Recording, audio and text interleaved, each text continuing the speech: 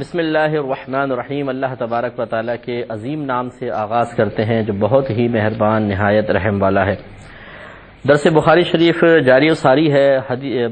اگلا باب قائم کیا ہے، باب التقاضی والملازمتی فی المسجد، مسجد میں قرض کا مطالبہ کرنا اور مقروض کو پکڑ لینے کا باب۔ یعنی اس میں یہ ذکر ہے کہ ایک مقروض تھے، ایک قرض خواہ تھے، اور انہوں نے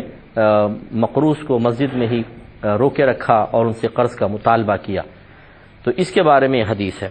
پہلے بھی غالباً گزر چکی ہے، دوبارہ اس حدیث کو ڈالا ہے تو ہم اس کو پھر بیان کرتے ہیں کہ حضرت کعب رضی اللہ تعالی عنہ کہتے ہیں کہ حضرت ابن ابی حدرد رضی اللہ تعالی عنہ سے میں نے اپنے اس قرض کا تقاضا کیا جو ان پر تھا۔ حضرت کعب رضی اللہ تعالیٰ عنہ اپنے ایک واقعہ بیان کرتے ہیں کہ میں نے ابن ابی حدرد رضی اللہ تعالیٰ عنہ کو کچھ قرضہ دیا تھا، وہ ادا نہیں کر پا رہے تھے، مسجد میں مل گئے تو آپ نے ان کو روک لیا۔ بس ان دونوں کی آوازیں بلند ہو گئیں، یہ مطالبہ کر رہے تھے قرض دو، وہ کہہ رہے تھے میں ابھی نہیں دے سکتا ہوں، اس میں آوازیں بلند ہو گئیں۔ جب بلند ہوئیں تو حتیٰ کہ رسول اللہ صلی اللہ علیہ وسلم نے ان آوازوں کو اپنے گھر میں سن لیا۔ آپ ان دونوں کی طرف نکلے، حتیٰ کہ آپ نے اپنے حجرے کا پردہ کھولا، پھر آپ نے آواز دی اے کعب، تو انہوں نے عرض کی لبیک یا رسول اللہ صلی اللہ علیہ وسلم، یعنی میں حاضر ہوں، حکم یا رسول اللہ، کیا حکم ہے؟ تو آپ نے شاید فرمایا تم اپنے قرض سے اتنا کم کر دو، اور ہاتھ سے اشارہ کر کے بتایا نصف، جیسے ہم یوں کہیں کہ یوں سرکار نے اس طرح فرمایا کہ آدھا کم کر دو، تو انہوں نے فوراً کہا یا رسول اللہ میں نے کر دیا۔ پھر نبی کریم صلی اللہ علیہ وسلم ابن ابی حضرت کی طرف متوجہ ہوئے اور فرمایا کہ اٹھو اب ان کا قرض ادا کر دو۔ تو دیکھیں پہلی بات تو یہ کہ مسجد کے اندر قرض کا مطالبہ کرنا شرعاً جائز ہے، جس میں کوئی شرعی طور پہ حرج نہیں، لیکن آواز بلند کرنا یہ سرکار کو ناپسند ہے۔ لیکن چونکہ وہ غیر اختیاری طور پہ آواز بلند ہوئی تھی، اس لیے رحمت کونین صلی اللہ علیہ وسلم نے ان کی گرفت نہیں فرمائی، انہیں توبہ کا حکم نہیں دیا، ان کی کوئی سزا مقرر نہیں فرمائی، کوئی کفارہ لازم نہیں فرمایا۔ اس کا مطلب یہ ہے کہ غیر اختیاری طور پہ جو اعمال ہو جاتے ہیں وہ قابل گرفت نہیں ہوتے ہیں۔ قہقہہ کے اندر بھی یہی مسئلہ ہے کہ قہقہہ کو ہماری شریعت پسند نہیں کرتی ہے، لیکن اس پہ صراحتاً کوئی وعید نہیں بیان کی، جتنی اس کے بارے میں روایات بیان کرتے ہیں سب ضعیف ہیں، اور مطلب اس سے حرمت وغیرہ ثابت نہیں ہوتی۔ قہقہہ کا مطلب ہے اتنی آواز سے ہنسنا کہ برابر کے 3-4 ادھر کے 3-4 افراد سن لیں، اتنی ہنسی کی بلند آواز کو قہقہہ کہتے ہیں۔ اگر یہ غیر ارادی طور پہ نکل جائے تو اس میں کوئی بھی کراہت نہیں ہے، جیسے کہ یہاں پر ہے کہ مسجد میں اگر غیر ارادی طور پہ ان کی آواز بلند ہو گئی، اگر یہ خطا ہوتی تو سرکار لازم توبہ کرواتے، کیونکہ نبی توبہ ضرور کرواتے ہیں،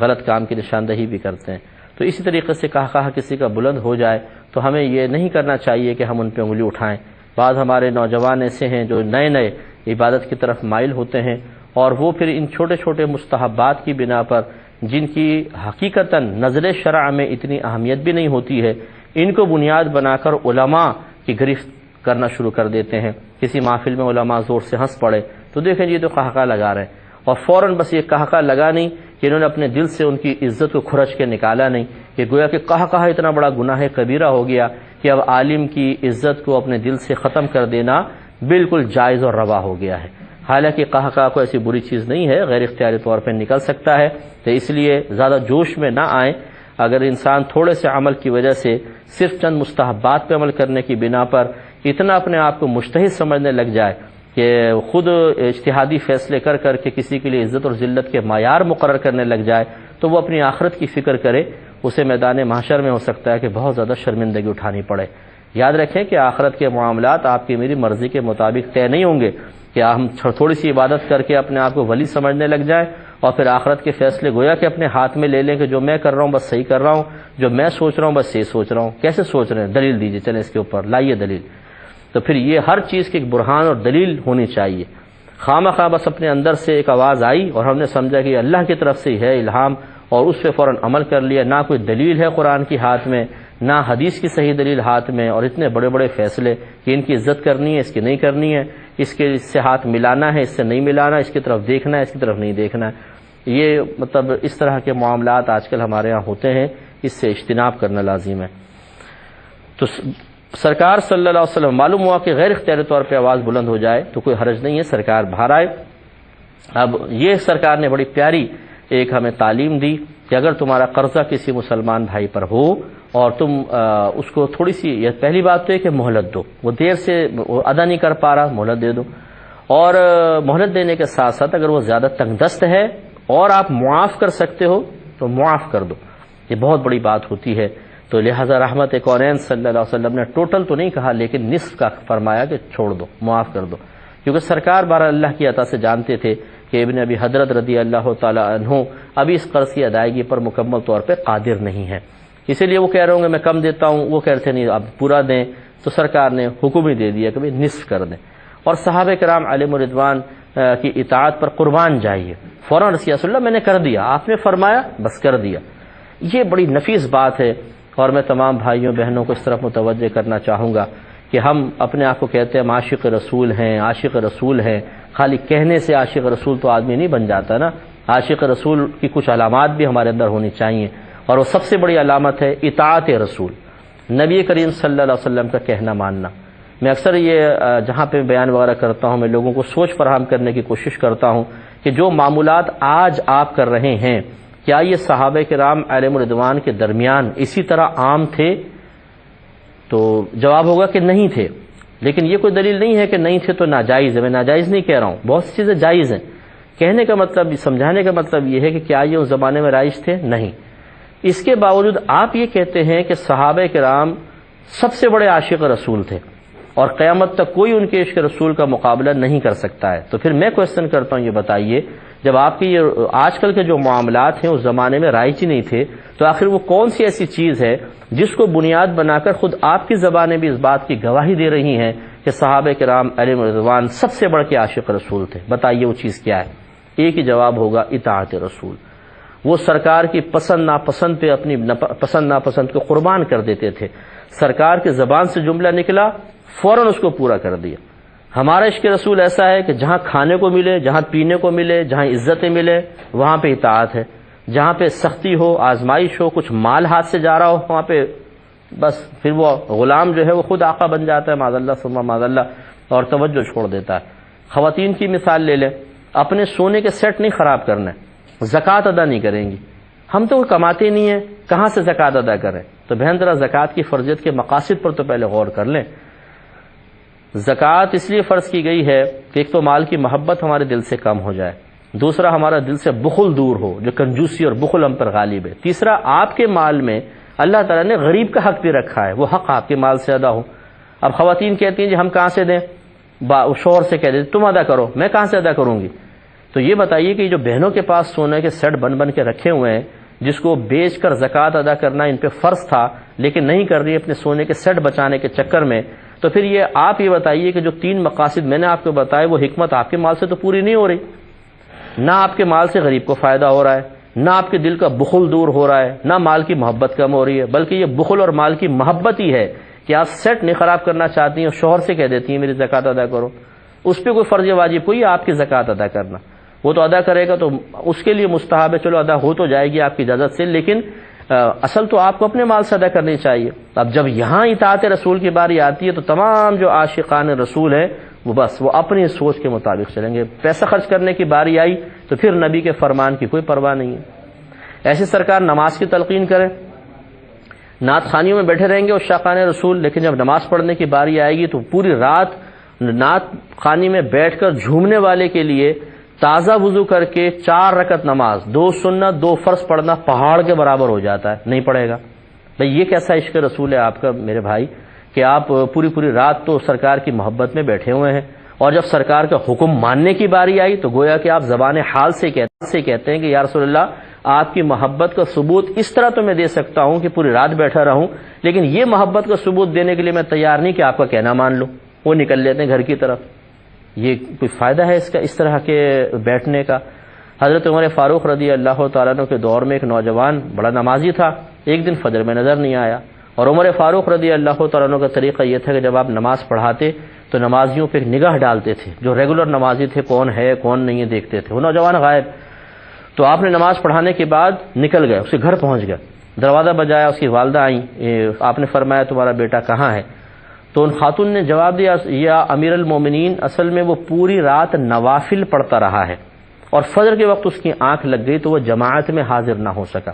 یہ نہیں کہہ رہی کہ نماز قضا ہو گئی، جماعت میں حاضر نہ ہو سکا۔ تو عمر فاروق رضی اللہ تعالی عنہ نے ارشاد فرمایا اگر تیرا بیٹا پوری رات سوتا رہتا لیکن فجر ہمارے ساتھ باجماعت پڑھ لیتا تو یہ باجماعت نماز پڑھنا اس کے پوری رات کی نفل عبادت سے بہتر تھا۔ تو اب یہ ذرا خود سوچ لیجئے کہ ہمارے ہاں یہ ہم اپنے بس منہ میاں مٹھو بنے ہوئے ہیں، ایک تم مجھے بولو عاشق رسول، میں تمہیں بولتا ہوں عاشق رسول کھیلتے ہیں، ایک دوسرے کو بول بول کے خوش ہو رہے ہیں بڑے بہت، جی انصاف سے ملیے ماشاءاللہ بہت بڑے عاشق رسول ہیں، اب سر سے پاؤں تک دیکھو تو کوئی علامت نہیں ہے عشق رسول کی، بھئی کیسے عاشق رسول ہے؟ وہ جی ماشاءاللہ ہماری مسجد کے اندر چندہ دے دیتے ہیں، جی ہر سال نعت خوانی کرا دیتے ہیں۔ تو یہ ہم نے علامات اپنے پاس سے مقرر کر لی ہیں اور ایسی علامات مقرر کی ہیں جن کو ایک علامت قرار تو دیا جا سکتا ہے لیکن یہ حقیقتاً علامات نہیں ہیں۔ صحیح بڑی علامت جو ہے جو صحابہ کرام کے درمیان رہی اور جس کی وجہ سے ان کو واقعی صحیح عاشق رسول ہونے کا اعزاز حاصل ہوا وہ ہے اطاعت رسول۔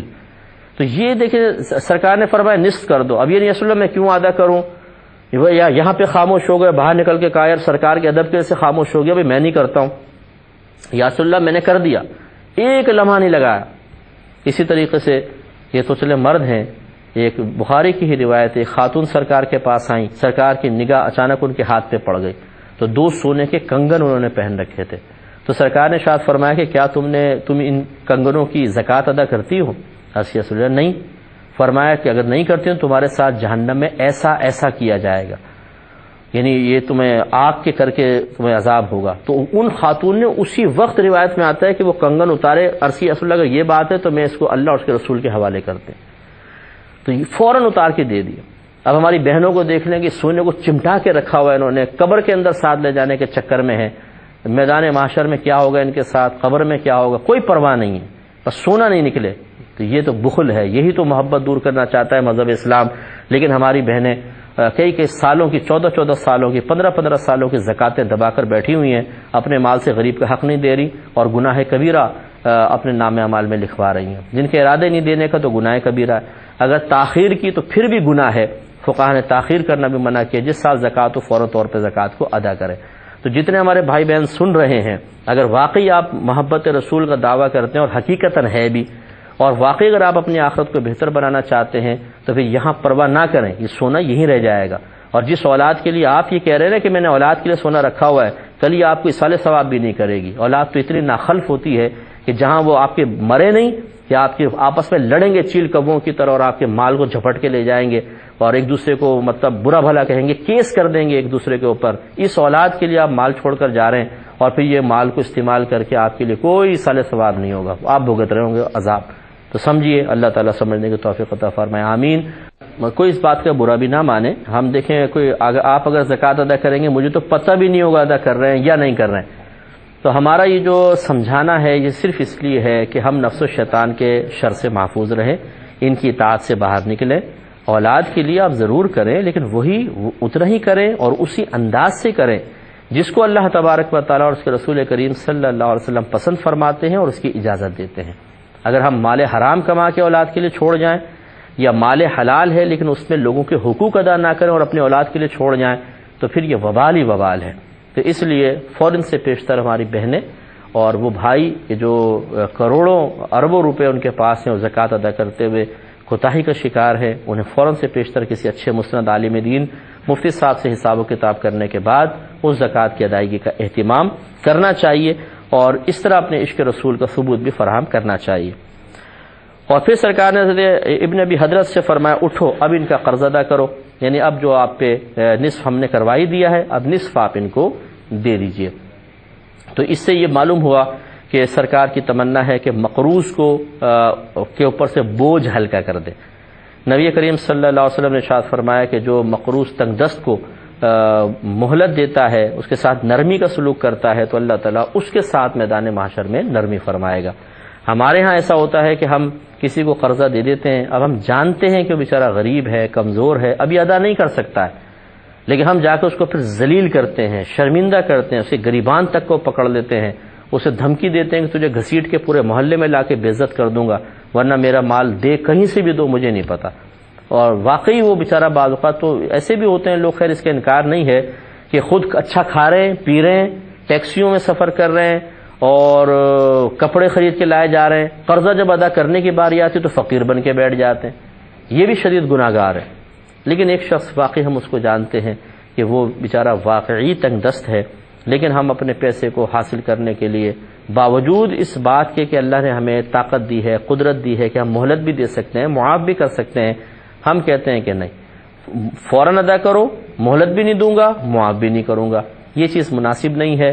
اگر ہم یہاں پہ زیادہ سختیاں کریں گے تو پھر میدان محشر میں اللہ تبارک و تعالی بھی ہم پر سختی کا معاملہ فرما سکتا ہے، اور نرمی دیں گے تو انشاءاللہ نرمی۔ سید دو عالم صلی اللہ علیہ وسلم ارشاد فرماتے ہیں کہ ایک شخص کا انتقال ہوا، پرانے زمانے کا کوئی شخص تھا، سرکار اس کا واقعہ بیان کر رہے ہیں کہ جب وہ فوت ہوا اور اللہ کی بارگاہ میں گیا، اور بعض نے اس کی شرح یہ کی ہے کہ یہ اصل میں سرکار بعد کا واقعہ بتا رہے ہیں کہ جب میدان محشر میں آئے گا تو کیا ہوگا، لیکن سرکار نے اس طرح بیان فرمایا جیسے ماضی کا واقعہ ہو چکا ہے۔ تو سرکار نے فرمایا کہ جب وہ مر کے اللہ تعالیٰ کی بارگاہ میں پہنچا تو اللہ تعالیٰ نے فرمایا ان فرشتوں سے کہ اس کی میں نے بخشش و مغفرت کر دی۔ وجہ جب پوچھی گئی تو اللہ تعالیٰ نے فرمایا کہ یہ تنگ دستوں کو مہلت دیا کرتا تھا، اور جو قرضہ ادا نہیں کر سکتا تھا اس کو قرضہ معاف کر دیتا تھا۔ جب یہ میرا بندہ ہو کر لوگوں کے ساتھ یہ معاملہ کر رہا ہے تو میں ارحم الراحمین ہو کر اس کے ساتھ اس قسم کا معاملہ نہ کروں۔ تو معلوم یہ ہوا کہ اگر آپ کے کوئی بھائی ہیں، بہنیں ہیں، کوئی قریبی رشتہ دار ہیں، اگر آپ ان کا قرضہ کم کر سکتے ہیں، معاف کر سکتے ہیں تو کر دیجئے، آپ کے لیے بڑا اجر و ثواب ہوگا۔ وہ پیسہ آ بھی گیا، کتنے عرصے آپ کے پاس رہے گا، تو کیوں نہ اس کی انویسٹمنٹ آخرت کے لیے کر دی جائے، تو سامنے والے کو بھی سکون مل جائے گا۔ اور یہ بھی ہو سکتا ہے کہ دیکھیں یہ معاملہ آپ کے ساتھ ہوتا کہ آپ مقروض ہوتے، کوئی آپ سے قرضہ لے رہا ہوتا، تو اسی طرح کی بے عزتی اگر آپ کی ہوتی تو، اور اگر آپ کو کوئی مہلت دیتا یا معاف کر دیتا، قرضہ معاف کر دیتا، تو آپ کو کتنی خوشی ہوتی۔ تو یہی چیز پھر اپنے مسلمان بھائی کے لیے بھی آپ سوچئے اور تھوڑا بہت کسی کا قرضہ معاف بھی کریں، اس سے بھی آپ اس نیک عمل سے بھی حصہ حاصل کریں، اور اگر کوئی تنگ دستی کا شکار ہے اسے نرمی کے ساتھ مطالبہ کریں، مہلت بھی دیں۔ ہاں اگر آپ یہ سمجھتے ہیں کہ کوئی شخص ادائیگی پہ قدرت رکھتا ہے لیکن جان بوجھ کر ٹال مٹول سے کام لے رہا ہے، اس پر سختی کرنا روا ہے، لیکن یہ سختی کا انداز نہیں کہ آپ مارنا پیٹنا شروع کر دیں۔ مطالبے میں اصرار اور تکرار کر سکتے ہیں، بلکہ فقہا نے یہاں تک بیان فرمایا کہ اگر ایک شخص آپ کی قرض کی ادائیگی پر قدرت رکھتا ہے لیکن قرضہ ادا نہیں کرتا، تو آپ اس کا کوئی بھی مال جو آپ کو نظر آیا آپ اٹھا کے لے جا کر اسے بیچ کر اپنا قرضہ حاصل کر سکتے ہیں، یعنی چوری نہیں کہلائے گی، حتیٰ کہ چھین کے بھی لے جا سکتے ہیں اگر آپ میں طاقت ہے کہ کوئی چیز سے چھین کر لے گئے جا کے بیچ کر اور اپنا قرضہ وصول کر لیا، لیکن یہ اسی کے ساتھ جائز ہوگا کہ جو دے سکتا ہے لیکن آپ کا پیسہ نہیں دے رہا ہے اس کے ساتھ، لیکن غریب کے ساتھ ایسا نہیں کیجیے گا۔ اور ہمارے خصوصی طور پہ ملک پاکستان کے جو حالات آپ کے سامنے ہیں کہ یہاں جو اپر کلاس کا طبقہ تھا وہ مڈل پر آ گیا ہے، اور مڈل کا لوور کلاس میں آ گیا، اور جو لوور کلاس والے وہ کہاں گیا، اس کو زمین کے اندر آپ دیکھ سکتے ہیں کہ بیچارے قریب ہے کہ وہ زمین میں دفن ہو جائیں گے۔ ایسے لوگوں پر سختی شدت واقعی بڑی آزمائش ہے۔ اللہ تعالی ہمیں سمجھنے کی توفیق عطا فرمائے، آمین۔ وآخر دعوانا ان الحمد للہ رب العالمین۔